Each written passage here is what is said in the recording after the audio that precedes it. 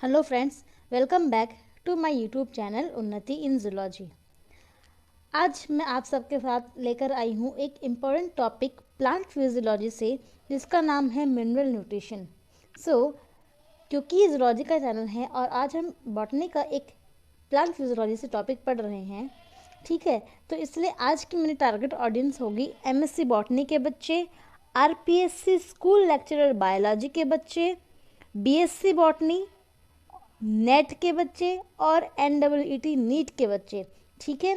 तो ये सब है टारगेट ऑडियंस, यानी कि मैं आपको बताना चाह रही हूँ कि आज मैं प्लांट फिजियोलॉजी का मिनरल न्यूट्रिशन का एक वेरी इंपॉर्टेंट टॉपिक है जो आपके सभी एग्ज़ाम्स में पूछा जाता है, उसके बारे में मैं आपके साथ आज डिस्क्राइब करने वाली हूँ।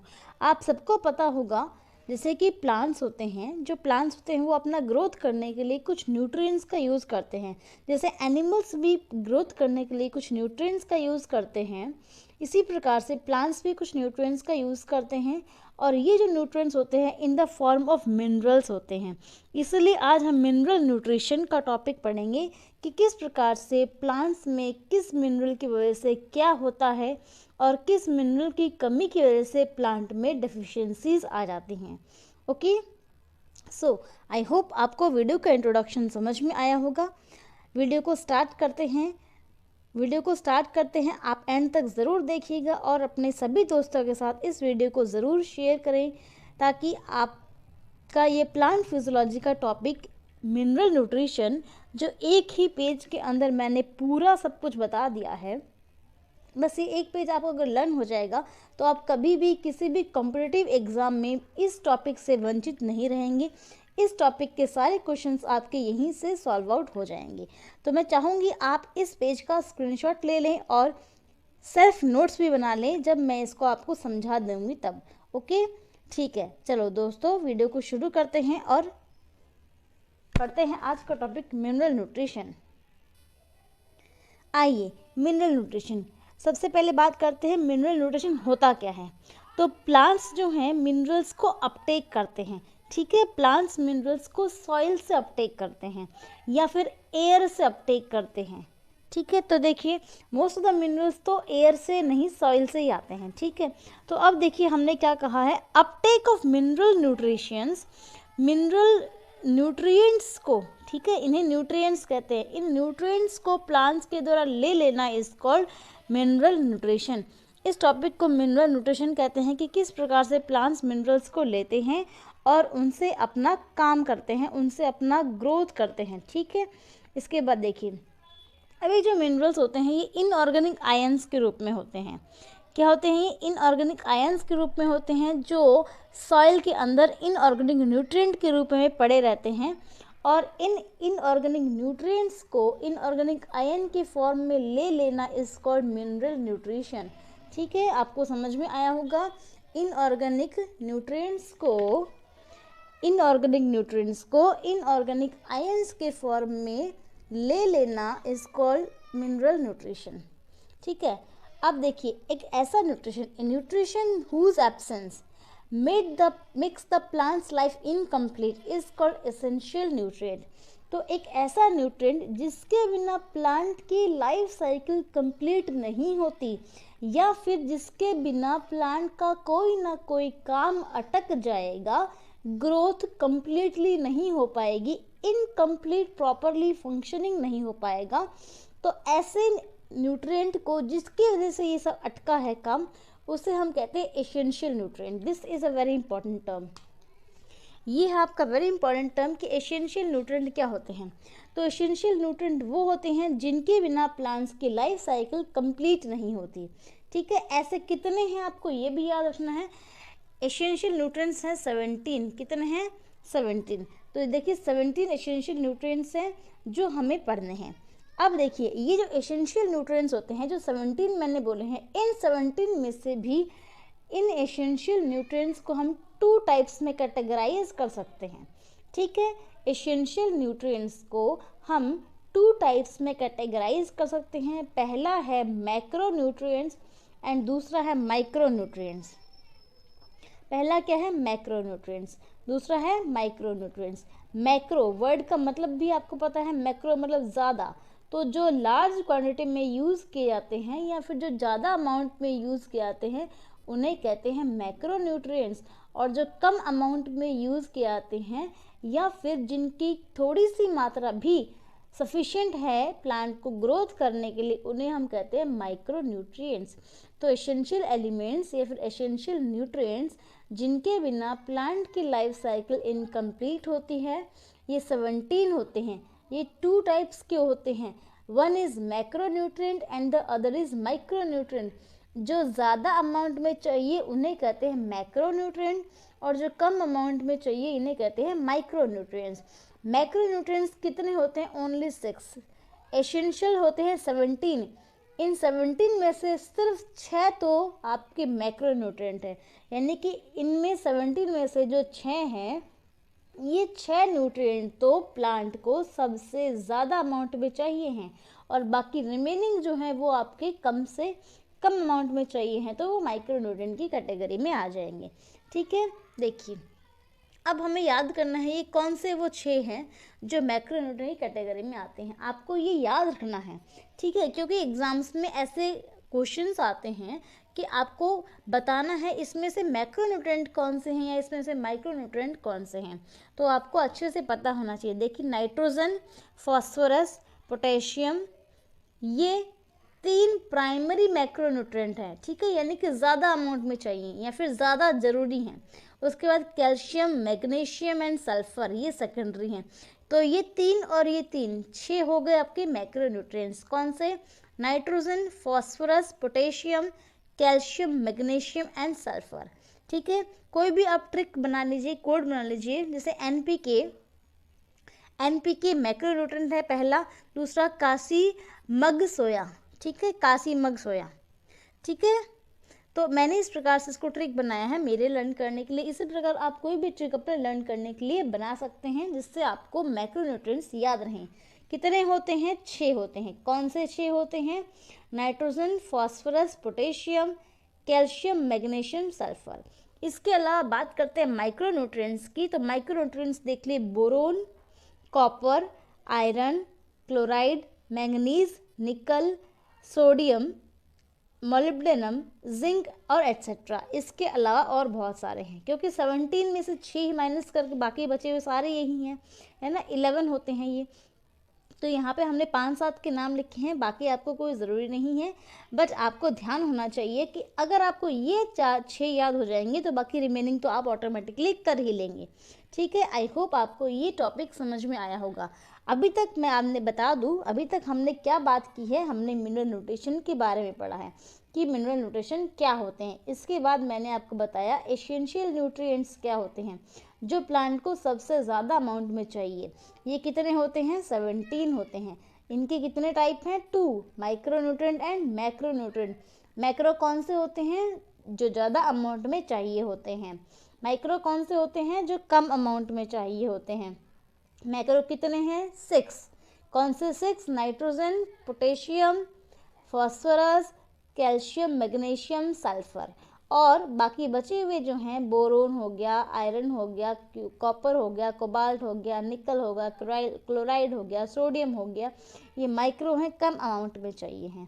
ठीक है, इसके बाद देखिए, इसके बाद ये तो हो गए ये न्यूट्रिएंट्स। अब हमें ये वाला जो चार्ट बनाया है मैंने, ये चार्ट पढ़ना है। इस चार्ट में क्या लिखा है देखो, role of nutrient, it's deficiency symptom chart.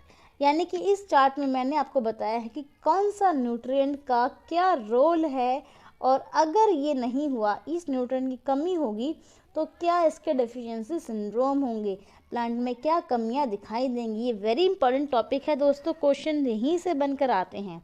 ठीक है, इसीलिए आपको ये याद रखना है कि किस न्यूट्रिएंट से क्या काम आता है और उसका डेफिशिएंसी सिंड्रोम क्या है। पहले बात करते हैं नाइट्रोजन की, जो कि एक मैक्रो न्यूट्रिएंट है। नाइट्रोजन होता कहाँ है? आप सभी को एमएससी बच्चे हैं, आप एमएससी बॉटनी के, या फिर आरपीएससी की तैयारी कर रहे हैं आप, या फिर आप बीएससी के बच्चे हैं, तो आप सभी को इतना पता होगा कि नाइट्रोजन कहाँ कहाँ होता है। तो नाइट्रोजन कॉन्स्टिट्यूएंट होता है अमीनो एसिड के अंदर, न्यूक्लिक एसिड के अंदर और एंजाइम्स के अंदर। ठीक है, तो यानी कि अमीनो एसिड, नाइट्रिक एसिड और एंजाइम्स बनाने के लिए नाइट्रोजन चाहिए है। ठीक है, अब देखिए क्या होगा नाइट्रोजन की कमी की वजह से। तो नाइट्रोजन की कमी की वजह से होगा chlorosis. Chlorosis is a disease, chlorosis is a deficiency symptom. Chlorosis का मतलब होता है डेथ ऑफ क्लोरोफिल या फिर death of chloroplast. Chloroplast is a cell organelle. Plant की सेल के अंदर एक सेल ऑर्गेनेली होता है जिसका नाम है क्लोरोप्लास्ट। इस क्लोरोप्लास्ट के अंदर क्लोरोफिल होता है। ठीक है, तो क्लोरोप्लास्ट अगर मर जाए, डेथ हो जाए, तो जो बीमारी होगी उसका नाम है क्लोरोसिस। ये किसकी कमी की वजह से होती है? नाइट्रोजन की कमी की वजह से होती है। ठीक है, इसके अलावा जो दूसरा सिम्टम होगा वो होगा स्टंटेड ग्रोथ। क्या होगा? स्टंटेड ग्रोथ, यानी कि पेड़ की ग्रोथ अच्छी नहीं होगी, छोटा ही रह जाएगा, वो बड़ा नहीं होगा। ये था पहला। चलिए मूव ऑन करते हैं दूसरे पे, फॉस्फोरस। फॉस्फोरस भी न्यूक्लिक एसिड्स में होता है, एंजाइम्स में होता है और एटीपी के अंदर होता है। ठीक है, एटीपी की फंक्शनिंग में फॉस्फोरस का बहुत बड़ा रोल है। तो आप देखिए अगर फॉस्फोरस नहीं हुआ तो एटीपी फंक्शन नहीं करेगी या फिर न्यूक्लिक एसिड नहीं बनेगी, और अगर ये नहीं बनेंगी तो आपका पता है प्लांट में कुछ भी नहीं होगा। तो फॉस्फोरस से क्या होगा? Dark green colour of leaves. Leaves जो हैं वो लाइट ग्रीन कलर की ना होकर डार्क ग्रीन कलर की हो जाएंगी और इनमें हमें नेक्रोटिक स्पॉट्स दिखाई देंगे। नेक्रोटिक मतलब येलो येलो धब्बे। लीफ के अंदर येलो कलर के धब्बे दिखाई देंगे तो इसे हम कहेंगे नेक्रोटिक स्पॉट्स।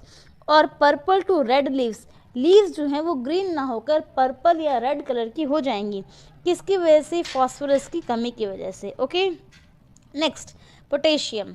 पोटेशियम देखो, पोटेशियम प्लांट्स में ऑस्मोटिक पोटेंशियल को मेंटेन करता है, टर्गिडिटी ऑफ सेल को मेंटेन करता है, वाटर की कंटेंट को मेंटेन करता है, ट्रांसपिरेशन लेवल को बनाए रखता है। तो अगर पोटेशियम की कमी होगी तो आपको डिजीज देखने को मिलेगा, क्लोरोसिस या फिर सेल डेथ। सेल भी मर जाएंगी या क्लोरोसिस यानी कि क्लोरोप्लास्ट भी मर जाएगा। नेक्स्ट बात करते हैं कैल्शियम की। कैल्शियम कहाँ होता है? देखिए कैल्शियम होता है मिडिल लैमेला में। कहाँ? Middle lamella. मिडिल लैमेला क्या होता है? जब सेल होती है, ये सेल है, ये सेल है, प्लांट सेल है। इस सेल के अंदर जब सेल डिवीजन होता है और दो सेल बन रही होती हैं, उस दौरान यहाँ बीच में एक लेयर बनती है। ठीक है, ये बीच में जो लेयर बनती है जो सेल, क्योंकि सेल डिवीजन प्लांट्स में कैसे होता है? सेल प्लेट मैकेनिज्म से होता है। ठीक है, बीच में प्लेट बनती है जो साइडवर्ड्स की तरफ मूव करती है और ये बनते बनते यहाँ दो सेल्स बन जाती हैं। तो ये होता है मिडिल लैमेला। इस मिडिल लैमेला को बनाने का काम कैल्शियम का है, इसीलिए ये सेकेंडरी मैसेंजर की तरह भी काम करता है, कोफैक्टर की तरह भी काम करता है और कैल्शियम आवश्यक है सेल डिवीजन के अंदर। तो सेल डिवीजन होगा, क्लोरोसिस होगा अगर कैल्शियम की कमी हो जाएगी तो।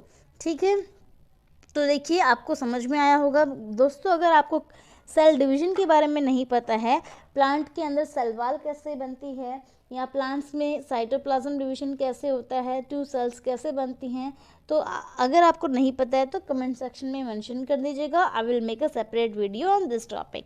नेक्स्ट मैग्नीशियम की बात करते हैं। मैग्नीशियम फॉस्फेट ट्रांसफर में आता है। क्लोरोफिल मॉलिक्यूल बनाने में भी मैग्नीशियम का इंपॉर्टेंट रोल है, इसीलिए अगर क्लोरोसिस की मैग्नीशियम की कमी हो जाएगी तो क्लोरोसिस हो जाएगा। इसके बाद जिंक भी बहुत सारे एंजाइम्स में रोल प्ले करता है।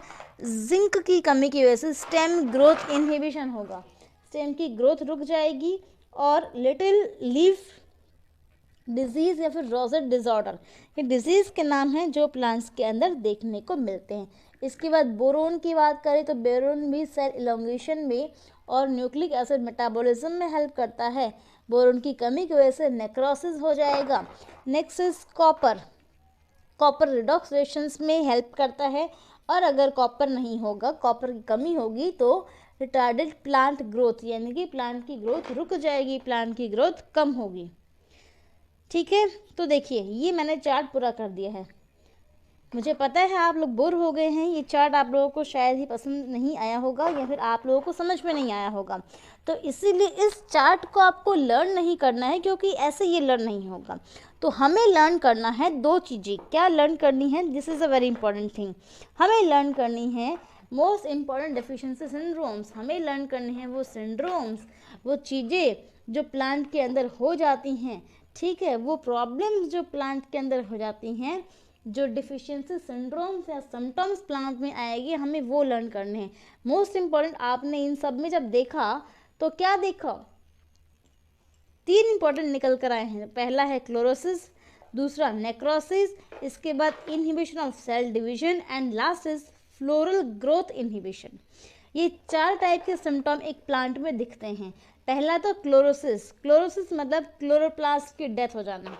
क्लोरोसिस का मतलब होता है, मैं लिख देती हूँ यहाँ पे, क्लोरोप्लास्ट की डेथ हो जाना, ठीक है।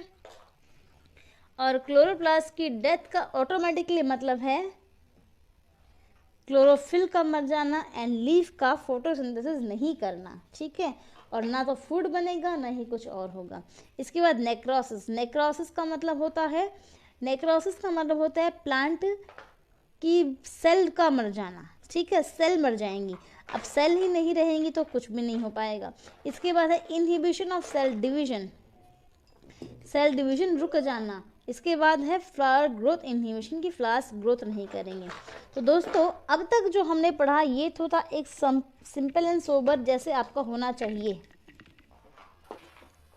देखिए, अब आता है अपने वीडियो का important part, trick of the topic, how to learn this, ठीक है। अब हम आएंगे ट्रिक पे कि कैसे इसको हम लर्न करेंगे, उसके ट्रिक। यही इस वीडियो का इम्पोर्टेंट पार्ट है, तो वीडियो को आगे ज़रूर देखिएगा और ये सारे ट्रिक्स लर्न कर लीजिएगा, ताकि आपको ये सारा का सारा जो पेज था, सारी जो इसकी समरी थी, वो याद हो जाए और आप इस टॉपिक में कभी भी अटके नहीं। क्योंकि अब जो मैं आपको ट्रिक्स बताने वाली हूँ, उनसे ये टॉपिक आपको तुरंत याद हो जाएगा।